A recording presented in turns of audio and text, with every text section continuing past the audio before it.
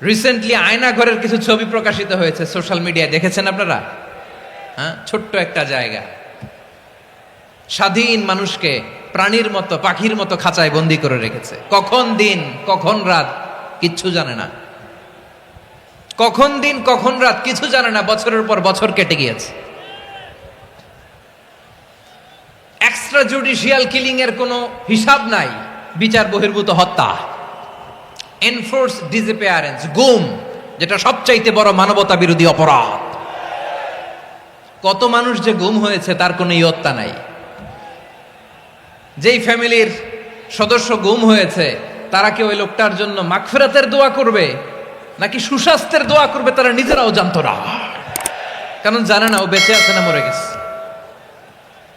আহা, বিডিআর নওজোয়ানদের যারা ছাড়া পেল দেখলাম, বিনা অপরাধে, কোনো অন্যায় ছাড়া অপরাধ ছাড়া তাদের জীবন থেকে, তাদের তারুণ্যের, তাদের যৌবনের 15 বছর 16 বছর 17 বছর নাই,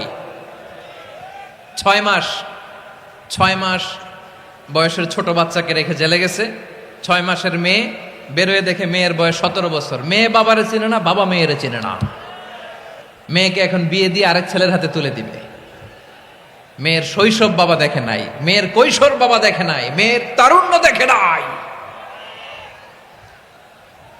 আরেক যুবককে দেখলাম 14 বছরের 14 দিনের সংসার, 2 সপ্তাহের সংসার শেষে জেলে গেছে। কত যুবকের যে স্ত্রী চলে গিয়েছে ফ্যামিলি ছেড়ে, কারণ জানে না তো কবে আসবে কি হবে, কেউ জানতো না।